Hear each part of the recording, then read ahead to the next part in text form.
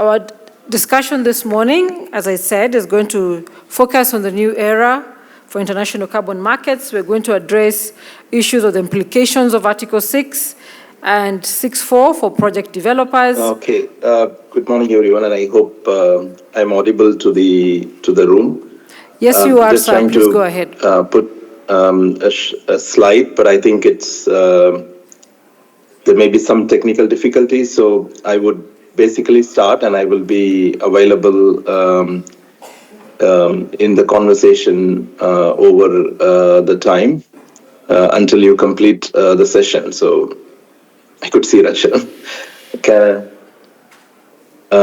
So I would basically try to talk about the Article 6 outcomes and where we are with respect to implementation.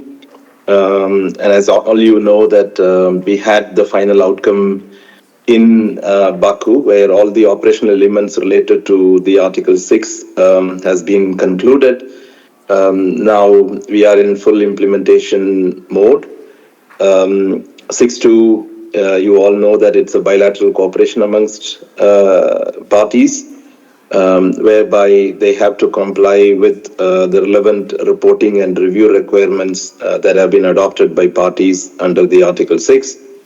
6.4, Annie was kind enough to introduce to me about the different DNA structure, etc. So you can say that it is akin to the clean development mechanism, which was functioning under the Kyoto Protocol. Now, with the new features and elements related to the Paris architecture, it will be still a centralized mechanism operated by the UNFCCC. And then you do have 6.8, which is the non-market-based approaches, whereby there's no trading involved, but it's also a cooperation amongst parties in terms of technology, capacity building, and other aspects and components of cooperation. Then if you really look at the major outcomes and what has been decided, which facilitates the markets to move forward, is in particular related to when a country has to sell or has to transfer unit from one jurisdiction to other. For example, if you have to move from Kenya to Germany, you have to provide an authorization if it has to be used for certain use cases. So what should contain in such kind of transfer authorizations? What are the different elements that needs to be taken into account? The format in which that it needs to be recorded, etc., has been decided by parties in Baku. The second, we are talking in Africa, and Africa is one of the major drivers of asking for more transparency and integrity in bilateral cooperations. As we all know that African group is the champion of asking for governance for Article 6.2. But as a compromise in Glasgow, we had a strong and a robust transparency and accounting and review regime. So in Baku, again, the African group championed in getting the transparency and integrity at its forefront. So through the review, they have identified now 7 indicators. So when two countries cooperate, the technical expert reviewers will be able to map based on the identified gaps in the reporting. So they would be tagged as partially or they are inconsistent, whether they are persistent inconsistency, etc. So there are 7 tagging that has been agreed by parties. So if you look at any reports that has been submitted by parties and they are reviewed by the expert reviewers, the outside market will be able to see the gaps and the good things that I've identified within that cooperation. Don't take it wrong. Despite that there are inconsistencies identified, it doesn't stop the trading. The trading continues. The trading only halts in case if the inconsistencies are identified in the numbers, the quantitative numbers of transaction between two countries. So, and then the third biggest issue that was being discussed amongst parties was UNFCCC is mandated to develop an international registry system. So the outcomes from Baku made it clear what are the various functionalities that this international registry will be able to offer. Again, this is having the international registry, both tracking and transaction function was one of the requests by most of the developing countries, including the LDCs and the SITs. So they were able to achieve that. So from a governance perspective, under Article 6.2, we have achieved the authorization, the review, and the infrastructure clarity. So now we are into business. So in Article 6, we do have received 6 initial reports coming from several corporations. And as of date, there's one that came from Africa, is from Ghana, of its cooperation with Switzerland. That report review has been concluded, and the review report is expected to be published in the next 2-3 weeks. Then when it comes to Article 6.4, again, there's an area where the African group championed was in terms of asking for exemption for African, particularly LDC countries, to have the exemption from paying share of proceeds for adaptation. So it was agreed to give that exemption, but if a country may choose not to opt for that exemption, then they can continue to contribute. That was an outcome.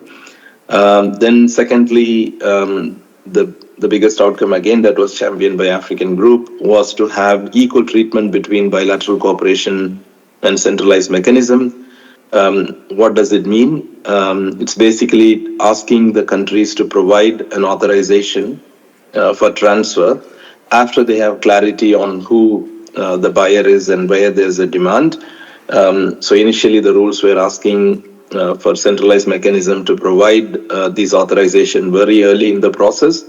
Now still that flexibility is there, where either at the early at the process or at the time of the issuance or the post issuance. So that flexibility was fought by African groups since Sharm el-Sheikh. And then having the outcome in Baku, now it provides that certainty. So while we speak, we do have, for the centralized mechanism, some of the key components are related to having the DNAs, which Annie talked about, the designated national authorities. So as we speak, we have 98 countries designated their national authorities.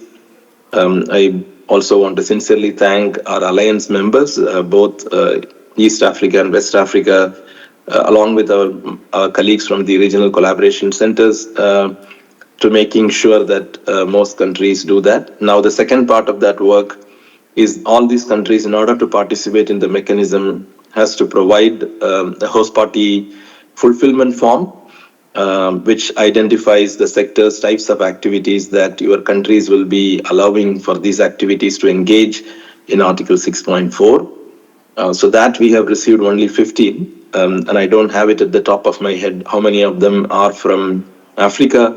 So I think our next drive through our colleagues from RCC, Willie is there. We would be targeting by the June session to have a significant number of countries providing this fulfillment form. Because one of the conversations that we will have in this panel is about transition, and there is a deadline for transition established in Glasgow, which is 31st December 2025. So you will not be able to enact a transition unless that you provide an approval. You cannot provide an approval unless that you have established a DNA and submitted this host party fulfillment form. So that's where it becomes important. So we will take efforts. At that, we have only 15. While we talk, had Article 6.4 ever kicked off from the ground? Yes, we do have received a prior notification, which is a requirement that you have to provide the prior notification to participate in 6.4 within 180 days of your investment decision. And we have received an interest from more than 1,000 projects. And then from the transition perspective, we already have a registered transition activity coming from a country, and about 15 are in the process. And you all know that in order for an activity under the centralized crediting mechanism to be registered or issued, it has to go through a third-party evaluation. So the supervisory body has already accredited one entity and about 20 that are in the process. And then once you have registered an activity under the Paris Agreement crediting mechanism, it should enable the issuance of units for trading. So the supervisory body has also on the 15th of February, in its last meeting of the SBM this year, the first meeting of the SBM this year, they have already operationalized the interim mechanism registry for 6.4. So I would say that the first activity registration of transition registration has already happened. The first DOE has already been accredited. The interim registry is in place to engage and issue units. So while at the same time, we are also launching the final procurement stages of the new mechanism registry and the international registry that would facilitate countries to participate. With that, I would give back to Annie back in the floor, and I'm connected to take any questions and later take part in the panel conversation. Over to you, Annie. Thanks. Thank you very much, Perumal. You are receiving applause from the audience. Thank you very much for reminding us that even at the UNFCCC level, there's a lot of readiness taking place, including aspects that relate to getting the international registry operational, accreditation of the DOE, ensuring that at least one CDM project has been transferred. I think I saw that was it Nepal or Bhutan, one of those countries. Issues that relate to authorization, which were quite critical, how we treat Article 6.2 and 6.4 units, which was a significant negotiation deal maker or breaker at Baku, and we are grateful that a decision was taken. Aspects that relate to transparency and integrity, and also the review of Article 6 reports, the infrastructure needed, aspects that relate to prior notification, and I'm sure that project proponents, we are all here in the room, taking in all that is required from your end as project proponents, and also for us as the government serving as the designated national authority. So thank you, Perumal. If you don't mind, we are going to stay to the very end of the panel. Thank you for setting for us the scene. And so I'll start with you, Mbai, on the implications of Article 6.2 and 6.4 for project developers. So based on what Perumal has presented, what do you see are the opportunities and risks for carbon project developers, particularly in terms of credit authorization, double counting, and host country requirements? Thank you, Anne, and thank you, Perumal, for setting the scene. And good morning, colleagues. First, we need to stress that we are in a new area of carbon market with the adoption of the Paris Agreement and mainly the Article 6. In the past, when we talk about the carbon market, we have a very clear separation between the compliance market and the voluntary carbon market. And when we talk about the compliance market, we are thinking about the UNFCCC mechanisms, CDM, joint implementation, emission trading, and also domestic schemes, as well as regional schemes like the ETS. Those ones were the compliance market. And when we talk about the voluntary, we are thinking about the other standards, like Vera, Gold Standard, and so on, when you talk about in the past. But now, it has changed completely. The UNFCCC will deliver units for compliance as well as for voluntary. In 6.4, you have 6.4 units, and you have also MCU, mitigation contribution units, that can be used for the voluntary one. When you go through these voluntary standards, they call themselves now independent standards, they will deliver two types of units. They can deliver units that country may use for the 6.2 cooperation, that are compliance units. They can deliver units that can be used for voluntary. So meaning, it's not based on the different standards that you can know whether we are in the voluntary or in the compliance. You will be in the compliance or in the voluntary only about the use of the units. If the units are used by the owner for compliance, you are in a compliance, and that will lead to something very important in the Paris Agreement, is what we call the corresponding adjustment to avoid double counting. And here, you will see the importance of the host country. If the units are not used for compliance, they will not be needed to have a corresponding adjustment nor an authorization. As a project developer, you can do whatever you want. You don't need authorization. If there is no corresponding adjustment, you do whatever you want. But we think that things will converge. And in the future, we think, it's my own thinking, we will have all units with corresponding adjustment in the future. Because even if we are in the voluntary one, buyers will request for this corresponding adjustment to have their units being not used by someone else. Now, when it comes to this new agreement and the new guidance we got from Baku, we have clarified the issue of authorization.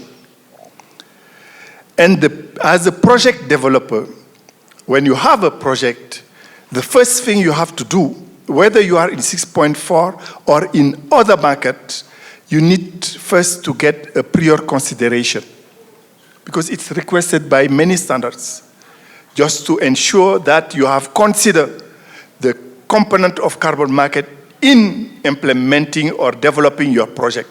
It's a prior consideration. It's just a letter you send to a DNA, just to say, I want to implement this project, and I have considered the issue of carbon market. That is first. Second, you need to know whether you will go through the voluntary market. You don't need authorization, you don't need corresponding adjustment, or you want to sell the future units in the compliance market. Sometimes you don't have a clear idea on what you will do. So you can go whether in the compliance or in the voluntary one. For that also, you need to have a very clear idea on that. You need also to need the country's regulation, because all countries are setting their regulations, the different rules, in terms of type of activities, in terms of relationship with their NDC, in terms of levy, in terms of fees, and so on. You need to know all of that to see whether, how my project will be approved within the country. How I can get the authorization, because the authorization may happen at different steps, at different time, in a different timing. You need also to know all of that before you implement your project. And finally, you need also to know what are the requirements if you want to go in the compliance, what are the requirements between the bilateral agreements. Because if you have a compliance one, in relation to a bilateral agreement between your country and Switzerland, there are some requirements in the bilateral agreement that PPs need to follow and be also authorized to participate in that cooperation. You need to have a very clear idea on what is about this cooperation. If you want to go also in the aviation, CORSIA, you need to know the different requirements in relation to that. And also, what are the different other, you need finally to choose in what standard you will register your project. Whether you'll go through 6.4, you'll go through an independent standard, or you'll go directly through the bilateral agreement. They are different, and they have different steps you have to follow.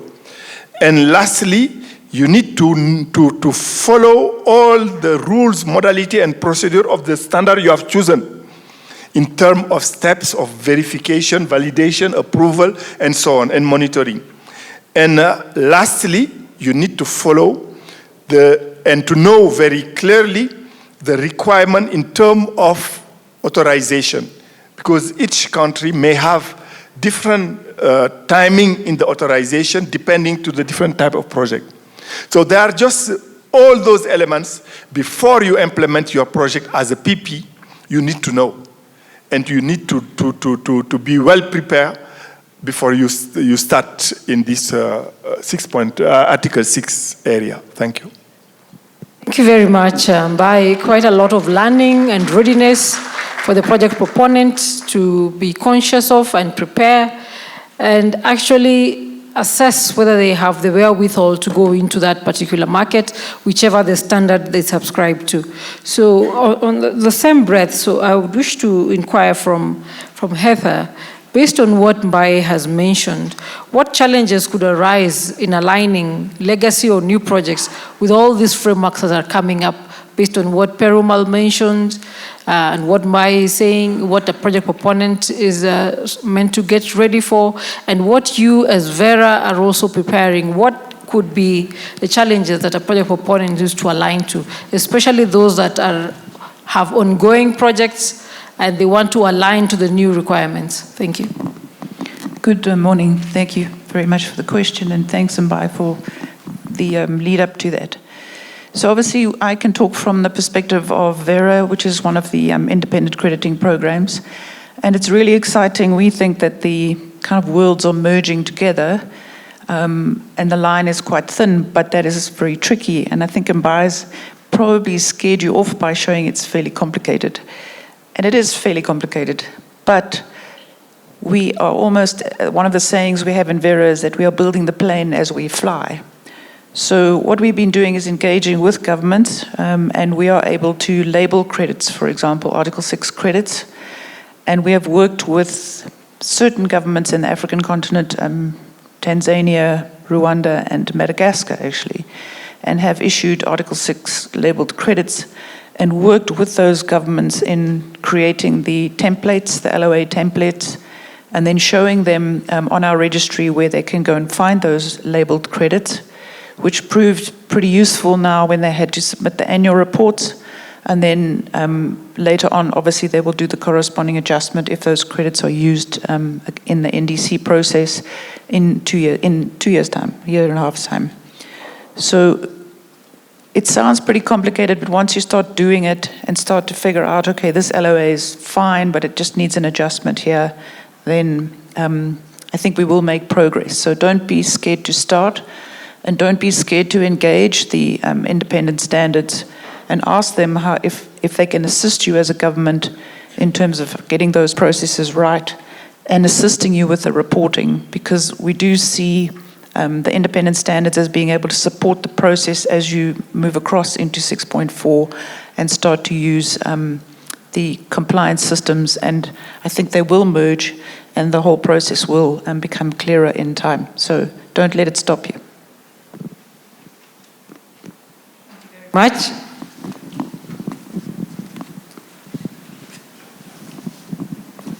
Sorry about that. Thank you. The key word there, don't get scared.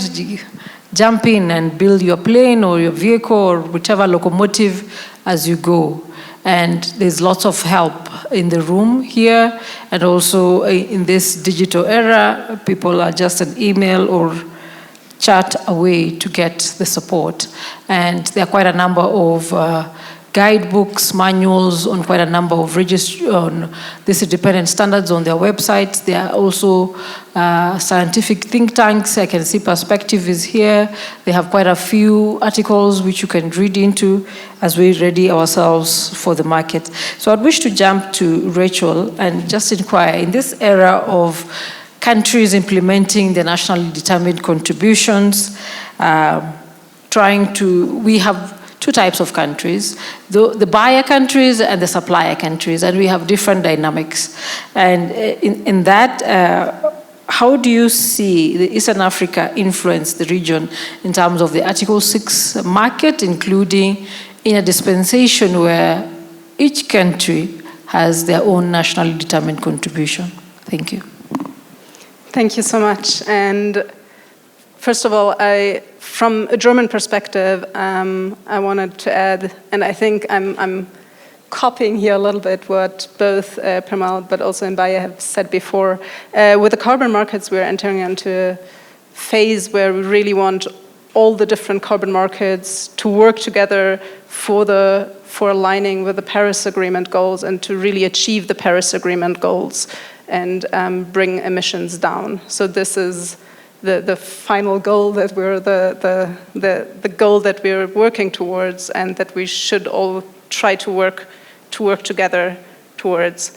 And this is important then to bring in integrity to both on the demand and the supply side, so both on the host country side, on the infrastructure side, on the buyer side as well.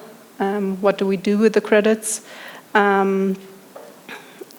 So this all together then makes the integrity of the market. So we all have to really work together here. And we think that with the agreements that were made with regards to Article 6, especially the EU PACM, Article 6.4, we really have a good foundation here to bring these different markets together, and especially the voluntary carbon market and the compliance carbon market, bring them together and work together towards that goal. At the same time, in order to do so, and this is something that Germany for long has been supporting with as well, is host countries really have to look into their NDC and look how can they achieve their NDCs, how can they achieve their sustainable development goals, and how can they achieve their long-term goals. And then with this, kind of like make a list, really looking also into the mitigation costs, which isn't easy, but is quite important to make a plan. And then make a list or have an idea of what mitigations, what possibilities are there for different uses in the carbon markets, different price ranges as well, because we will probably not converge to one single price, but depending on the use, there will be a little bit of different price ranges as well, also depending on the credit, the technology behind it, the costs are quite different. And so look into this, and then to see that there's no selling of the very cheap credits, of the potential that is there for countries to really achieve themselves. So looking into this and keeping kind of like the easy wins for themselves, and then going into the high-hanging fruits and the medium-hanging fruits and looking into those. And we would encourage countries to really look into those and have an idea of what mitigation projects, what sectors in the beginning, looking forward, might help them to achieve these high-hanging fruits, which we would see more for really Article 6 ITMOs, transitions with corresponding adjustments, but then also the medium hanging fruits, where we have potential for MCUs, for instance, so countries can achieve those as well, and have an idea on that. We also see that really using Article 6.4 gives countries the possibility to have an oversight, so we really encourage the voluntary carbon market to use Article 6.4 as well, and for countries to ask the voluntary carbon market to use Article 6.4. And this can also support countries, not just in the medium short term, but also in the longer term, to really set up their MRV systems, to also finance the implementation of mitigation technology that can then, in the longer run, get cheaper, and so can be implemented in the national policies as well. So looking at this from a more long-term perspective. And so Germany, as we are actually not a buyer country per se, we're really looking into capacity building in developing countries in these aspects. We're also supporting piloting projects to really look how Article 6 projects can look like, and this support in the really step-by-step going forward. But we're also looking into our own private sector to see how the German private sector can support the transition. And within the EU as well, we are looking to set the frameworks as well for our own private sector. And I think we have a European EU colleague here who will say a little bit about this in the next 2 days as well. So yeah, thank you so much.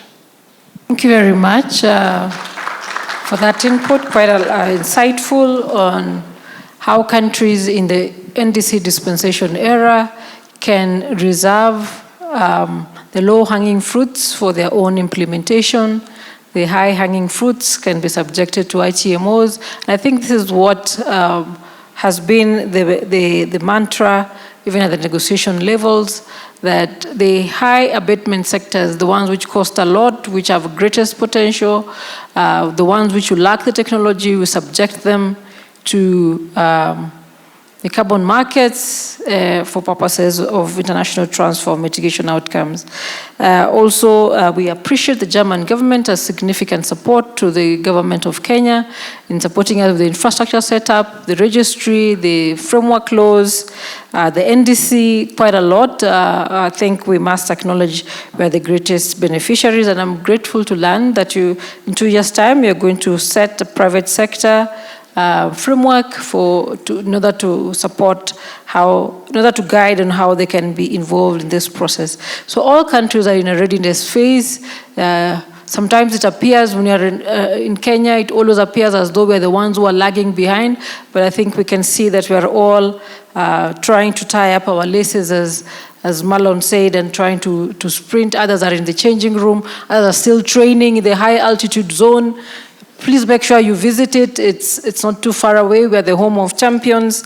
You can fly and just see the high altitude zone that by 4 a.m. in the morning, the athletes are out practicing. And I think we are all in different phases. Perumal, are you still online? If you are, kindly speak to us on how issues like methodologies, crediting periods, and corresponding adjustment can affect the viability of projects in this new era. Quite a number of methodologies being approved from the CDM to join the PSCM. Can you still hear me?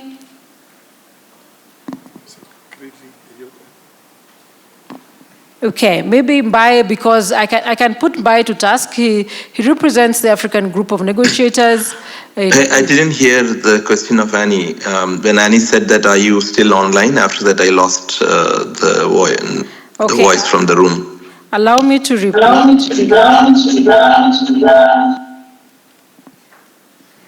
Can you hear me now?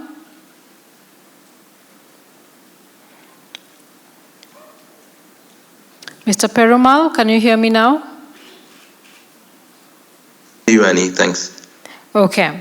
We are addressing now, finally, as we hasten to conclude on the CDM transition, Kenya significantly participated in the Clean Development Mechanism. The Eastern African region as a whole, different countries have different numbers of, or rather project pipeline in the CDM, and transition was one of the key issues that we were particularly looking forward to, so that we don't lose the benefits that came from that.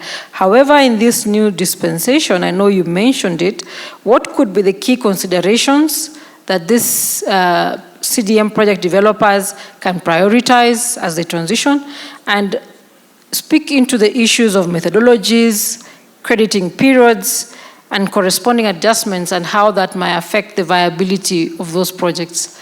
I hope I was clear, sir. Yes, sir. Yes. Yeah, thanks, Annie. It is pretty much clear. So we had two different timelines that was adopted for the transitioning activities from Glasgow. The first decision is in relation for activities to provide their intention.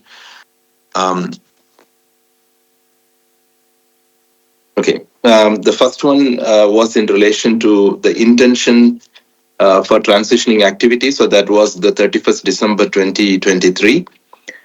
So we did receive more than 1,500 projects from the CDM, which has requested an intention to transition to 6.4. So those are the activities that will be eligible. Exactly how many from Kenya has met that deadline? Possibly we would send it through our RCC colleagues, but among the 3,000 plus that could have theoretically be eligible globally, we have got about 1,500. And then the second step is for the countries to submit the approval for these transitioning activities by 31st December 2025. For that, I indicated to you earlier in my intervention that we do have registered one. There are about 15 approvals for over 23 activities of transition are currently in the process by UNFCCC. So still a lot of numbers that might potentially come. What are the conditions, or what are the practical steps that the countries are looking at?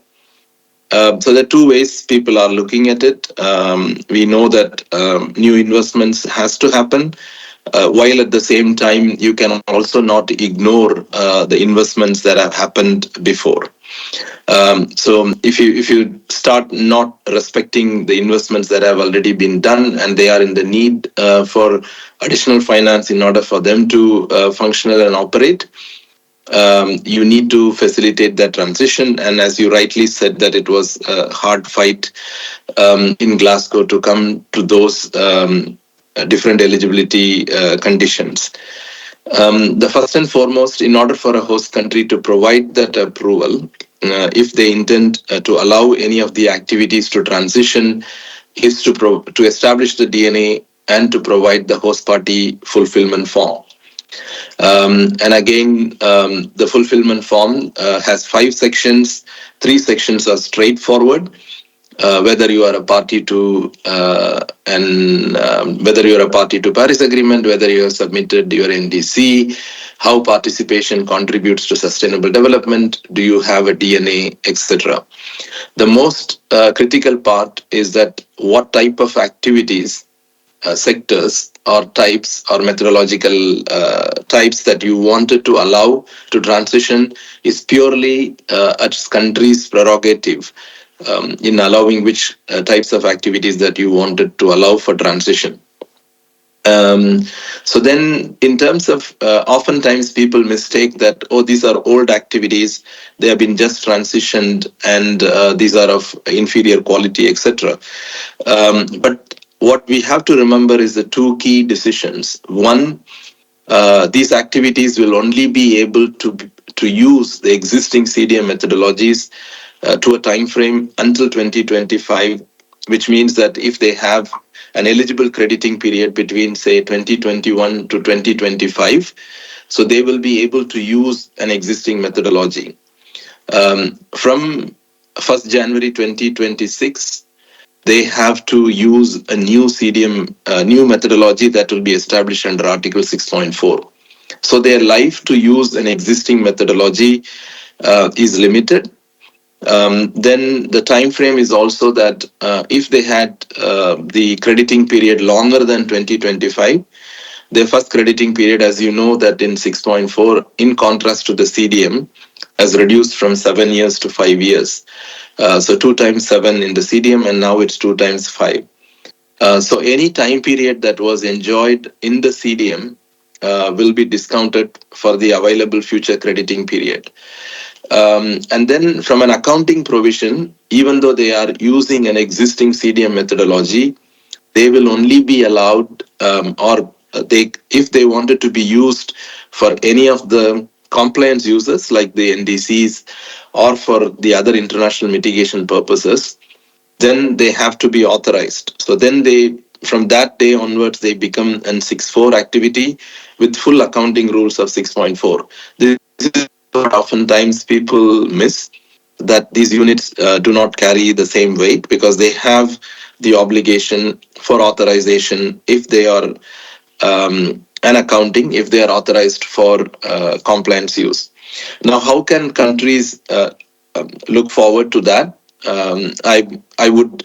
It's not a comprehensive list, but what we are listening from some countries are that they wanted these activities because they have believed and trusted in multilateral system, and they continued operating under that spirit. So the countries wanted to give them a breather time, which is like, say, for example, give an approval for them to be 6.4 for the first 5 years, and with that, meaning that 2025, so they will be eligible to have 5 years of crediting, and then those projects will no longer be part of 6.4. This is some countries telling us. Some countries are telling us that since they have to use new methodologies from 2026, we know that maybe that in the 6.4 methodologies are different to that of the CDM, because 6.4 methodologies has to be below business as usual. We don't have existing new methodologies for us to give an approval.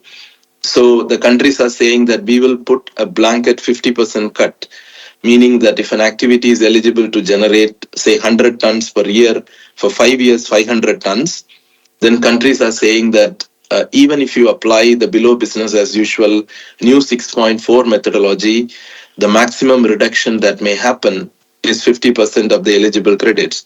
So in order for these activities to transition and to provide that certainty, we give them 50% of its approval. So this is the second category of a conversation that we are listening from some countries which are allowing for transition. So first set of countries saying that we will allow for transition, but their lifeline within the Article 6 ends by 2025, but they will get full credits eligible to be authorized or non-authorized. That's country's decision. Second, some countries are saying that they will allow them to continue beyond 2025 as well, but for the first period of until 2025, there will be some deduction, which is to a maximum of 50%. This is what we are hearing from some countries. The third one, which is, I would say, some countries are simply saying us that no, we are looking only for new investments, so we are not going to approve any transitioning activities, and we will identify some domestic measures, either to have a domestic scheme or to say that these units will be used by our own country's NDC, and for all those results, we pay them a minimum amount, which I do not know what that amount is, but that's the third category or the fourth category of conversation that some countries are having with us. But the country that has registered so far, or the 23 that I said from 15 countries with 23 approvals, they have not yet provided the authorization. So we do not know how the outcomes from these activities will be used. So to respond back to you, and it was a long response, but I think I covered the questions on crediting period, the methodological use, how countries can think, and these are based on what we are hearing from different countries that are in different stages of approving transition is what that we are listening from them. So not giving any transition, very conservative approach. Second, allowing them to be limited for crediting only until 2025, but full volume to be authorized or non-authorized. Third category, allowing them to transition even beyond 2025, but for the first 5-year period, there will be a hairline cut up to 50% with the assumption that even new methodologies would not have reduced beyond that level of reductions. The fourth one is creation of some kind of a domestic scheme whereby these units are incentivized and they would use the new methodologies from 2026. So this is the 4 different ways that I've been listening. Over to you, Annie. Thank you very much. I see a significant capacity building gap for quite a number of project proponents in time to get updated, also the international authorities on, in order to guide the project proponents ourselves. And we are grateful that there's a capacity building opportunity that was provided for in Article 6.4 to demystify all this. We're also looking forward from the UNFCCC when all the dust has settled to user manuals. The CDM guidebook was quite useful. We hope that when all the pressure has subsided, you will have an opportunity, Mr. Perumal, to prepare those user guidebooks and the podcasts that were on the registry. They were quite useful for a number of us. As we wind up, I know that it's time for the tea break. In Kenya, we are a tea drinking nation, but I know others want coffee. I would allow that each of these panelists speak onto the key issues that pertain to their country. We'll start from Vera on terms of how the independent crediting program would wish to coexist with the other Article 6 and the possible synergies with the UNFCCC governed systems. And then Heather, you'll speak on to the issues that relate to our readiness as Eastern African region. What do you think we can leverage on? And finally, Mbaye, you'll speak on the policy reforms and institutional frameworks. Just less than 2 minutes each, or one if you can make it, so that we can go to the plenary and have a brief Q&A before we proceed for the tea break. Yeah. Thank you so much. And I think I kind of answered your question before, so I'm not going to repeat everything that I said, but rather I'll go back to the question and say we do have a lot of countries in Africa who are looking into carbon markets, and we really have a few champions who are doing their homework, who are looking into their NDCs, building Article 6 frameworks, and really looking into what they want to do with Article 6. And one of the things that we're supporting here as well is then not taking these champions, but giving the opportunity for these champions to then also share that knowledge regionally, but also over the region, internationally. And so I think the work that both the East African Alliance, but also the West African Alliance are doing here are really important and can really help the whole development and bringing this issue forward.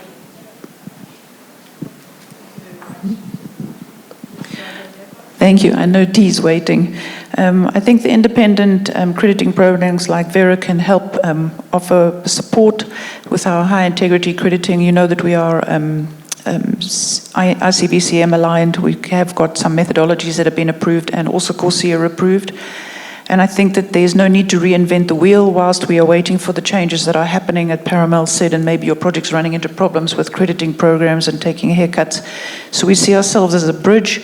And at the moment, you'll see collaboration between Gold Standard Vera and the Singapore government, which gives some evidence in that fact that we are producing a protocol.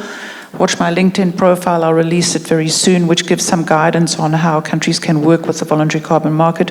And we see ourselves as a bridge in this very exciting transition period that we're working in. Thank you. Just to add something, whether you are working under the 6.4, the Paris Agreement crediting mechanism, or voluntary standards, or bilateral agreement, because there are 3 ways to do this Article 6 cooperation. through the UN mechanism, the 6.4, the Paris Agreement crediting mechanism. You can use voluntary standards, or you can use any other bilateral agreement that can generate units or domestic ones. But what you need to know is all of them need to align with the Paris Agreement. And the Paris Agreement brings more stringency in the rules, more environmental integrity. The same project under the CDM will deliver more units than under Article 6, because the baseline is below the business as usual, because the crediting period is shorter than under the CDM, and also there is the sharing of the units between the host country and many others. There are many new rules that will lead to reduce the units from the project participant perspective. And from the host country, there is more responsibility because they have to deliver the authorization. And that authorization, you need to assess the implication of the transfer against your ability to meet your NDC. It's up to you to decide on that. And you need to have a very robust infrastructure, having very legal framework to do all of that. And lastly, you need to report. In addition to reporting to your NDC, you have specific reporting in Article 6. You have to provide an initial report, you have to provide an annual report, and you have to provide biennial report annexed to your biennial transparency report. And both of those reports, the initial one as well as the biennial report, will go under a review by an expert review team. And the outcome of that review will be made public. You have seen Perumal said that under Article 6.4, all is mandatory. It's not the case under 6.2 bilateral agreement under 6.2. But you have to follow it. If you don't follow those elements, the review will identify that, and that will be made public. So you have to follow all of that. Just to be cautious on when it comes to Article 6 in general, both 6.4 and 6.2. Thank you. Thank you very much. I want to thank all the distinguished panelists. Before you leave, kindly let's allow for a brief Q&A. I'll go by row. The first row on my left. Any question? Kindly raise up your hand. Yes, sir. Ressa, kindly assist me. At the center row, any burning question which can't wait for a bilateral with any of the participants? Yep. Center row. Okay, none. The far right row. Question, comment, addition? All right, we only have one question. Okay, there's one at the center. Please go ahead, sir. Introduce yourself and the institution. My name's Mark Baker, Carbon Tanzania, and I want to touch on something Rachel said on pricing. So the number one question we get from the Tanzanian government is pricing. How do we check what's the best route? Where will we get the highest prices? I know IETA produced a report on this at the end of last year, talking about higher prices in compliance mechanisms. Do any of you think that there will be a point in which countries in East Africa move towards more compliance internal markets so they can control the price? Because that really is being talked about. And I wonder if you'd have any comments on that. Could we have the next question, please? Yes. Yes, hello, my name is Gunnar Aguiar and I'm the CEO of Carbon Removal Standard, ORMEX. My question is for Mbaye, concerning the new methodologies in terms of timelines. When the new independent methodologies will be accepted at Article 6.4. Thank you. Any other question? Okay, I'll allow the panelists. Okay, I'm seeing a hand raised up. Wildlife Direct, Dr. Mwangi. Will respond. I'll request that Heather responds to the pricing one. Thanks. Or did you get the question on pricing? I can try and start answering the question, and then maybe Heather and Mbaye can come go in ahead as well. So if I understand you correctly, the question is more tailored towards whether we see that also African countries will start introducing national carbon pricing systems, and whether that will also raise the price. I think yes, we are seeing more and more African countries trying to introduce national carbon pricing systems. It might not be emission trading systems like the EU has one, but we are seeing more and more countries introducing taxes or looking into introducing taxes. The UNFCCC, for instance, is also with their SIACA program supporting some African countries to looking into this issue. The World Bank is doing so as well, giving support in this regard. It is not easy. Also, introducing new taxes there's always a little bit of a different difficulty here. But we do see interest in this in the capacity building programs that we support. So I guess the answer would be yes, there is interest, and I think each country will have to answer that question individually, how far they are. Vera, you want to chime in? Okay. I can just add quickly that in South Africa, obviously, we have a carbon tax, and very clearly the government is in control of the price of carbon. They've just put it up from 190 to 236 Rand a tonne in the budget speech 2 days ago. There is a very interesting paper, which I'll share with you, Mark, which was the comments on phase 2 of the carbon tax, because it was brought in over a phased approach, where there is in the front section a very detailed study on prices around the world done by various multilateral organizations. So it might be worth taking a look at that. I'll share it with you after this. Mbaye? Yes. Yeah, thank you. I have in that question of pricing, we see that we have the compliance market and you have the voluntary carbon market. And we think the main difference between the compliance is when it comes to compliance, you have a corresponding adjustment. The units can't be used by the host country. And when it comes to the purely voluntary one, while you sell the units, the country may use those units to meet its NDC. That is the main difference. But we think in the future, all units, is my personal point of view, will lead to requesting corresponding adjustment, even if they are in the voluntary one, because some companies requesting net zero or whatever will not want their units they have bought to be used also by the host country.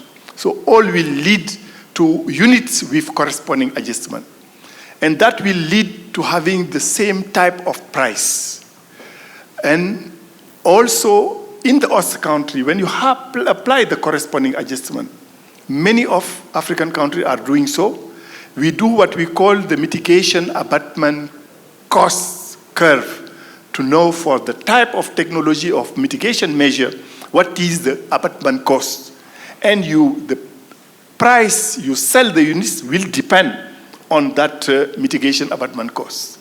And we think that will not happen immediately, but in the future, we will have the price that will be aligned depending to the type of activity. We can't say the forest units will have the same price than the cook stove or whatever.